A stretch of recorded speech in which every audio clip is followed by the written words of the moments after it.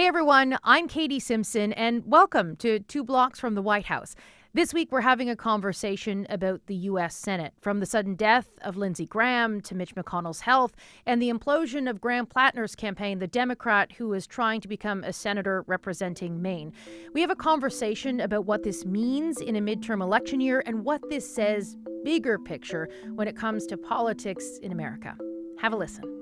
All three of us in the same room. The band is once back. again. It feels so good. Yeah. It really does feel good. I missed you all. And you know, we're having this moment before we all head off for whether it's vacation or backfill, mostly backfill. We're going to be sort of all over the place, and that's what makes it kind of fun. But we'll still be doing the podcast, so The podcast. The beauty of modern technology. there you go. So post July 4th, it has been an incredibly eventful few weeks here in American politics. The number one story that sort of is gripping America right now, or Washington right now, is what's going on with the Senate after the sudden death of longtime Republican Senator Lindsey Graham. There's also the collapse of Graham Platner's Maine Senate campaign for the Democrats.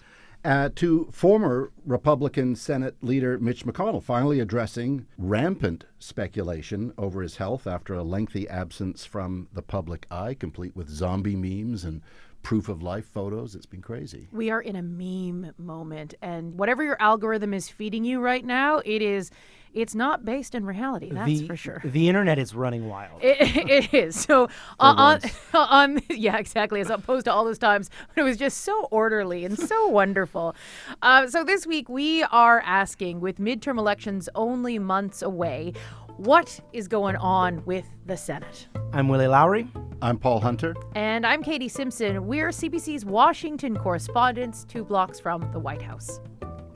Because we are largely speaking to Canadians, Paul, I think we need to set the scene to sort of give a baseline here before we dive into our conversation. Control of the Senate is going to be determined in the midterm elections. And can you just give us a lay of the land now as we hurtle toward those elections in November? Please, Paul. The fabled and anticipated math question. It's the reason you got it. I love that you have a I've prop. got a prop. If only this run, if we had a full page graphic. This is a renewed version. Remember I pulled out my old map some time ago? I'll never forget it. You love that map. I do love that. Question, is that marker or colored pencil? It's marker. And blue for Democrats and red for Republican states. So what this is about, so the Senate has 100 seats. And every midterms, about a third of them come up for election. And so the question always is, if one party or the other is going to gain or lose, they talk about states that are in play, where it could go one way or the other. And there's a few of them, mostly Republican this time, but it's hard. It's hard to flip a state because population trends don't change that quickly in short spans of time.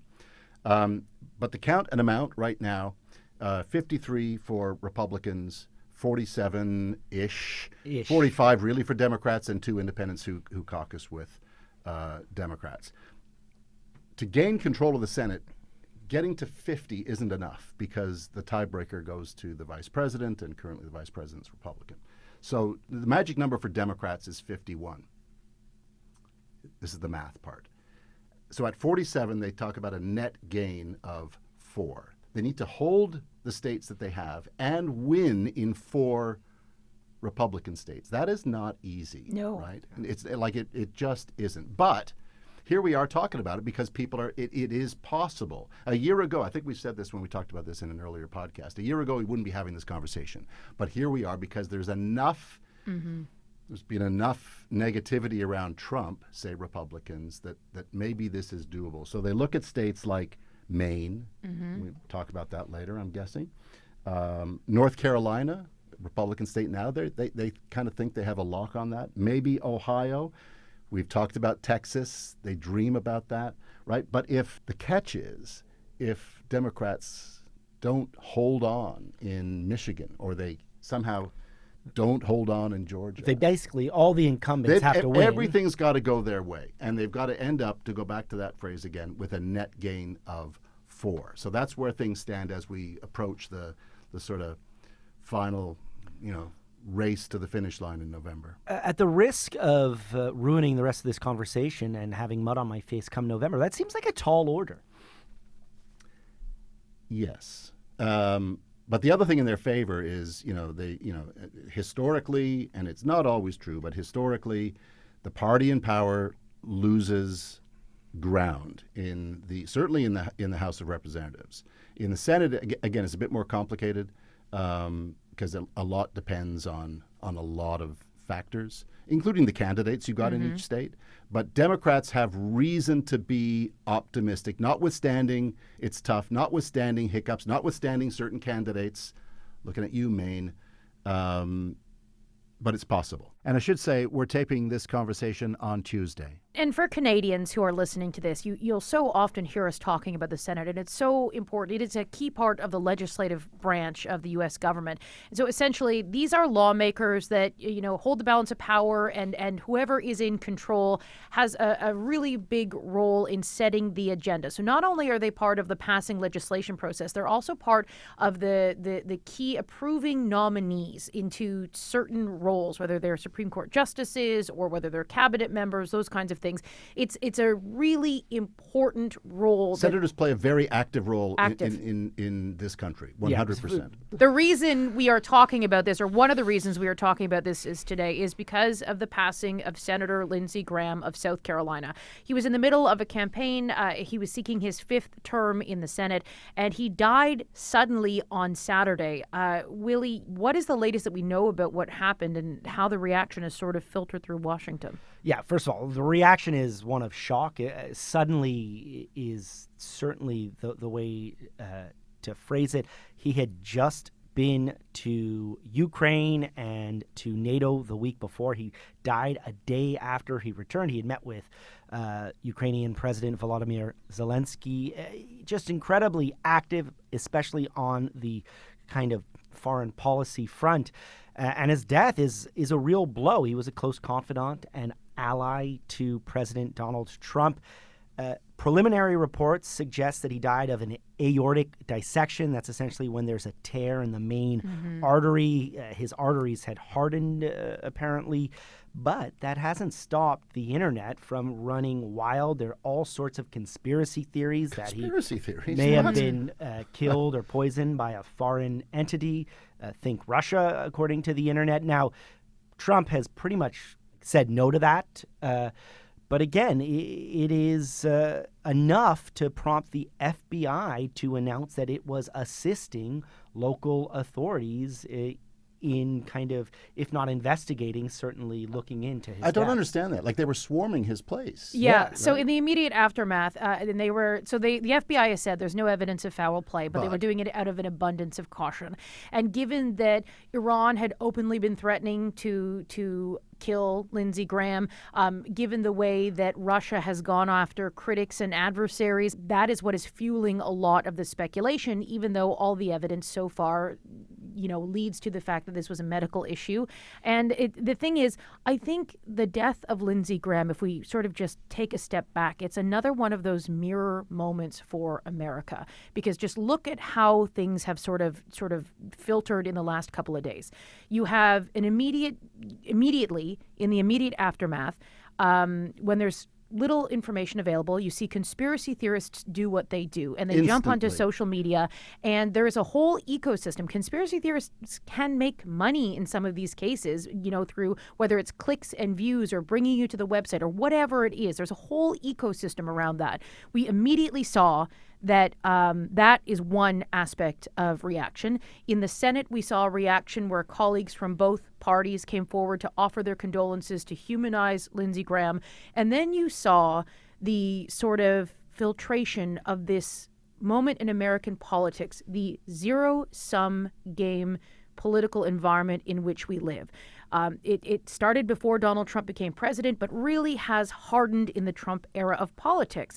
And the people who disagree with Lindsey Graham's politics are on social media largely celebrating his death, mocking his death, celebrating his death because they did not like what he stood for politically. That is true, though. I would counter that with most, if not all, of his Democratic colleagues in the Senate have issued words of condolences, humanizing him, essentially saying he was a great person to work with, that they work closely with him. It's not a Democrat-Republican divide here. It is a media divide here. Yeah. It is on the mainstream media, you see Democrats and Republicans mourning seeing their friend, their colleague, talking about him in a human way. You open up social media, and it's not just Democrats and progressives who are doing this. It is a broad swath. It's a result of the zero-sum game politics that we exist in right now. I think that's a really good point. I think important to point out that there is no evidence that these various conspiracy theories are true. And the president himself is known to push a conspiracy here and there. He's, for the most part, kind of shut that down. Let's take a brief listen to Trump speaking shortly after Graham's death was announced. And we should point out, the two were on the phone just hours before Graham died. So what makes it even stranger is that I got a call last night sometime at, the early evening, maybe in the 7s, and he called and he said, we're all set for the Save America Act. He was pushing the Save America Act like crazy. He got back, said he just landed from Ukraine. I said, that's a long trip to make. And he said, he sounded a little tired, but perfect, but a little bit tired. I had a right to be. After that, we heard from Mehmet Oz, Dr. Oz, who used to have a TV show but is now part of the Trump cabinet. He was asked by, I believe it was ABC News, would Lindsey Graham have known what's coming based on what we know so far from the preliminary medical report? And Dr. Oz essentially said, no, he probably wouldn't have known this was coming. This is something that sort of builds up in your system. But another senator says that one of his former staffers got a call from Lindsey Graham on Saturday night that he was having chest pains and that he had plans to be on Meet the Press the next day, which is a political talk show in Washington, D.C., of which he was a frequent guest, and that he wasn't going to seek medical attention until after he made that TV appearance, and then it was too late. Can I say something else, though, about Lindsey Graham? And back to the mirroring of America or American politics anyway. I mean, there will be people who I think we can agree rightly say that in no small way he is master of his own fate. He, in terms of the divisiveness regarding him, that people who would look at him and say that's what is wrong with politics, right? Because Lindsey Graham, when he ran for the White House before dropping out very quickly, I think I'm trying to remember how, but it was pretty early on, but he called Donald Trump a race-baiting, xenophobic, religious bigot. And he didn't quite go that far after January 6th, but he had other negativities about Trump he after said, January 6th. I'm out. That's I'm right. not doing. I'm done. I'm finished with Trump, is what he was effectively Which did not saying last there. very long. Which didn't last very long, and neither did it last very long the first time. And Graham became kind of the Trump whisperer. But I think to many people, he symbolizes power and influence at any cost. Over principle. Over principle and over your own ideologies. And that's what I think a lot of people see Lindsey Graham as having done. And so hence the memes, hence the hate, and hence the distaste. It underlines so much about American politics. And when Trump talks about the swamp and things like that, it's like politicians that you can't trust. Well, ain't Lindsey Graham one of them? Yeah, in the eyes of his critics, there are people that are angry about his advocacy for supporting Israel through the war in Gaza, and some of the language he used about that, and the positions he argued in favor of. Very hawkish. Very hawkish, including on Ukraine, by the way. I mean, this affects U.S. foreign policy in no small way. Again, back to Graham as the Trump whisperer, he had an influence on Trump. And he tried did. to advocate more on behalf of Ukraine. And then his role trying to get more conservatives on the U.S. Supreme Court, which we can talk about that both with Lindsey Graham and with Mitch McConnell. Lindsey Graham is just one sort of part of why this week is so consequential for the Senate. And we have to talk about Kentucky Senator Mitch McConnell. Willie, he is the former Senate Majority Leader. He was hospitalized weeks ago, but his office released very little information about what happened, about his current condition, and it sparked so much intense speculation, again, conspiracy theories about what is going on until Sunday. And that's when things changed on Sunday. A bit. Well, a bit. Did they? Again, the internet is having a field day this week with U.S. politics. I should have invested in the internet. I'd be rich. Right? I heard that the internet's on computers these days. That's what I heard. All right, guys. All right. Just trying to break your train of thought, really. Exactly. We want to distract you. So let Sunday. me. Well, I'm going to take a step back. So McConnell hadn't cast a vote in the Senate since June 11th and hadn't been seen in public since June 14th. As you said, prompting speculations to swirl over his well-being. He's already had a well-documented health issues. There was that moment where he froze in front of the cameras for several seconds. It felt like hours, but it was a very unnerving moment and scene for lots of people who were there and saw it on TV. So there was already that kind of history, again, that prompted the internet to question his well-being, question whether he was even alive or not. And so finally, on Sunday, his office releases this statement, and it's a photo of Mitch McConnell sitting in a hospital bed next to his wife, Elaine Chao, with his hand on a newspaper, very much like a proof of life photo that a kidnapper would send to a family. I mean, really, really bizarre. So bizarre, in fact, that not just the internet was wondering whether this was a real photo, but you had, in fact, senators themselves, his colleagues, questioning whether it was real or not. I want to take a brief listen to Senator Ron Johnson from Wisconsin speaking with Real America's Voice's Eric Balling. I saw a picture that I'm not sure I believe is actually Mitch McConnell from the hospital. After what I've heard and what I've seen, do you believe Mitch McConnell is the one who said, "I'm okay, here's the picture of my wife, Elaine Chao, and I in that hospital bed"? Well, I just heard from some other source that was a older photo. So I really don't know. I haven't talked to Mitch. I certainly wish he and his family well. I hope he can recover. Important to note here, Johnson later retracted that comment, calling it just a rumor and to discount it. But I think that speaks to where we are right now in the U.S., in the Senate. There is real concern over McConnell's well-being. And in the statement that his office released, he said that he had a fall, was unconscious briefly, was taken to hospital, and then contracted pneumonia. He says he's feeling well, he's recovering, but he's still not well enough to return to work. Important to note here, though, that McConnell is set to retire in January. But again, it underlines the bizarro world that we're in right now in this country in terms of politics, right? I mean, you did the Lindsey Graham piece on Sunday for the National, right? So I did the Mitch McConnell piece for the National on Friday. And I was looking at all the memes that came out, and they were like the zombies and with eyes, scotch taped open and things like that. Like Weekend at Bernie's. They do it like it's Weekend at Bernie's. I had Weekend at Bernie's in my piece, but there were some that were so disgusting. Oh, yeah. I've got a pretty high level for disgusting stuff.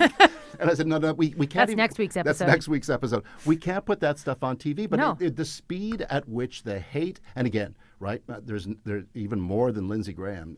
Mitch McConnell is well hated by Democrats. On both sides. On both sides. Really, He's done a lot to create the sort of, again, to use the divisive word, he's nothing if not divisive. And he's done a lot of stuff to bring himself a lot of political derision, let's say. But the speed at which this kind of stuff comes out, and again, it's driven by the social media and all that kind of stuff, of course, but it is, and the conspiracy theories, and the question of whether this photo is real or not, even though that's been debunked by smart organizations, right? It speaks to the time that we're in, and it just seems to be getting worse and worse and worse and worse and worse. There's no backing it up. There's no the toothpaste can't go back into the tube. And again, it comes down to this moment that we exist in, the zero-sum game politics, where you either win or lose, and it doesn't matter what the loss amounts to. A loss is a loss, whether it is, people delighting in the death of someone or the illness of someone, being glad that they're not going to be able to vote for those policies and that kind of thing. And it's not a party sort of thing here. It is an American political moment. Interestingly, I'll just say about McConnell that he is, at the same time, arguably the most consequential U.S. senator of this generation, which is a loosely defined term at this point. But he is the reason that the Supreme Court, for a generation, will be conservative. He blocked Barack Obama's nominee from getting to the Senate floor and put all his chips in on Donald Trump winning in 2016, which he did, and then in came a conservative justice, and then he squeezed in at the end of Trump's first term the ability to get another conservative justice after Ruth Bader Ginsburg died, exactly. Which was the exact same reason that he had rejected Obama. He flipped himself, and if you're a Republican, you're saying right on, because you gamed the system in order to get the Supreme Court the way we Republicans want. But at the same time, he had a falling out with Donald Trump at the Republican convention. What was the year that we went to in Milwaukee? 2024. 24, 24. The most recent one? Yeah. Yeah. So I was there. I happened to be at one of the doors going into the convention floor, and McConnell walked in. And he was standing right next to me, and he just stood there and stopped. And then people noticed him, and they started to boo. Really?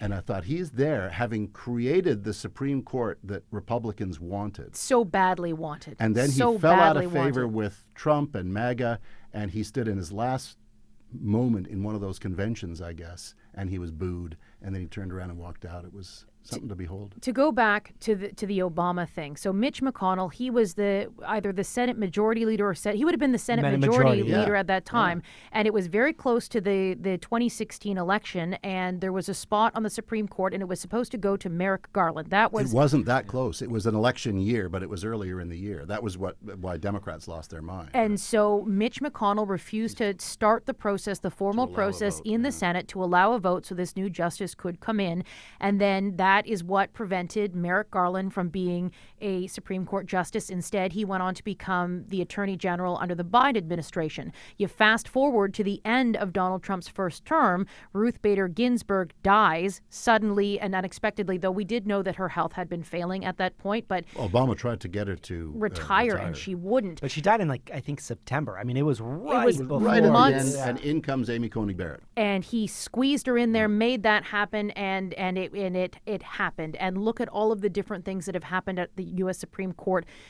So what's going on with Mitch McConnell? I know that we sort of went down into sort of his legacy route, but the lack of information about his condition and the way that the internet sort of filled the void with conspiracy theories, does that, Paul, do you think that opens up a new conversation that needs to be had, that people who are in these positions of authority, what information they owe to voters in order to, stop this from happening?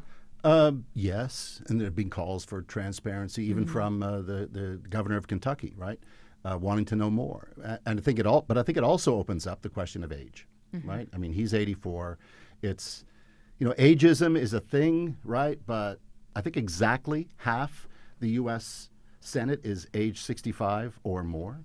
Chuck Grassley's 92. Median, the average age for Republicans is 64.5. The average age for Democrats, 66. That seems low, actually. That seems like it was lower than I actually was. Yeah. But no, I believe it. I'm just saying. In the post, I think this conversation really began with Biden in terms of bringing it to the fore, and now Trump, right? And so you had an 80-ish president, followed by an 80-ish president, followed by this recognition that they're all old. And that has been, there's nothing wrong with being old. I'm just going to say, said the oldest guy in this room. Along with age comes wisdom. Not a day past 40 in our eyes, Paul. But there is a growing chorus of people in this country who say enough is enough. In Canada, we have a 75 years, and you're done, right? And there is, I think, Rahm Emanuel, former chief of staff to Barack Obama, former mayor of Chicago, is calling for 75 to be be cutoff. So I would argue, though, not everybody ages the same way, right? Agreed. I just think there are more and more Americans are starting to think about this because of recent political history and current. But will anything be done about it? I suspect not. Is my guess. No. Speaking to all of this recently was the Democratic senator from New Jersey, Cory Booker. Let's give a listen to what he had to say. Do you know anything about where Mitch McConnell is, and do you think Mitch McConnell should step aside? I know nothing about where Mitch McConnell is. This is unfortunately just an issue of politics in general. People don't know when to gracefully step aside. I've seen people make that mistake on both sides of the aisle. I've been advised by people who left here, as one senator once told me, leave while you still have a third act. Don't let them carry you off the floor. At the end of the day, that kind of sums it up. So finally, we cannot talk about the Senate and what's been transpiring there without covering the collapse of Graham Platner's Senate race in Maine. Katie, can you take us through what Platner actually represented to the Democrats and how it all came crashing down in really such spectacular fashion? I think this is a very public failure in vetting for the Democrats. Perhaps there are lessons that they may choose to learn out of this. Democrats, I think it also highlights the fact that Democrats recognize that they have a very big problem with men. Men do not want to vote for them, and we've seen the Republican Party court male voters using masculinity, traditional masculinity, to bring men to the party, which traditionally a lot of men have voted Republican. That's not a new kind of thing.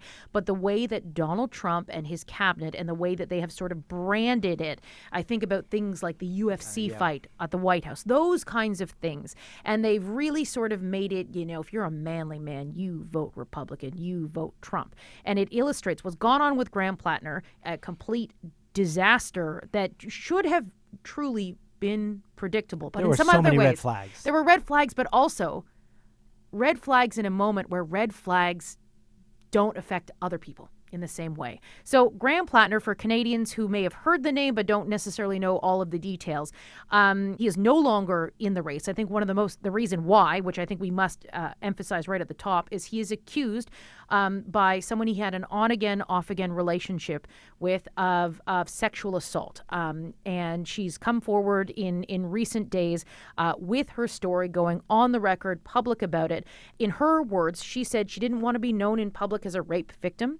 And she talked about how she was sort of going through an ethical dilemma in her mind because she supports his politics, but she doesn't support him as the person. So she spoke to Politico and described her experience with Graham Platner, which Graham Platner denies. He says this did not happen. He announced he's stepping down to be the candidate for the Democrats in the race to become the senator for Maine, up against Susan Collins, who is a longtime Republican senator who, given her track record, she has sort of been one of those senators, Republicans that have sort of worked across the aisle. But there's a frustration in this moment with some of the choices that she's made previously, particularly when it comes to the Supreme Court. So Democrats see it as a moment where they can possibly take out a sitting senator and flip one of those seats, which, again, they're looking for that net gain of 4. She's one of the senators they've targeted. So Platner is in recent days accused of sexual assault, a story that is shared on the record. He denies it, but he decides, okay, I'm out. It comes after weeks and weeks and months of scandal plaguing his campaign. But every controversy that came up along the way, he was able to not just maintain support, but build momentum. So Platner is a former combat veteran. He served in Iraq and Afghanistan. He's talked openly about his extreme severe struggles with mental health, with PTSD, and with substance abuse problems. And he first came to the attention of Democratic organizers as he's back in the United States. He's now working as an oyster farmer in Maine. He becomes known as a progressive voice in the community, and it's the Democrats themselves that approach him, asking, sort of courting him to try and consider running. And, once that happens, that he launches this campaign, he gets on board, he launches the campaign. This is when it starts pretty early. First, he's got a tattoo that looks like that is known to be a Nazi symbol. He says Covered up, and he says that he didn't know what it meant, and that he got it when he'd been drinking with his buddies, and it didn't stop the campaign there. And then the next big sort of drop to come was a series of posts on social media, on Reddit and other social media, that were derogatory. Some considered them degrading, deeply, deeply controversial, and calling them controversial might even be the most generous way you can describe it.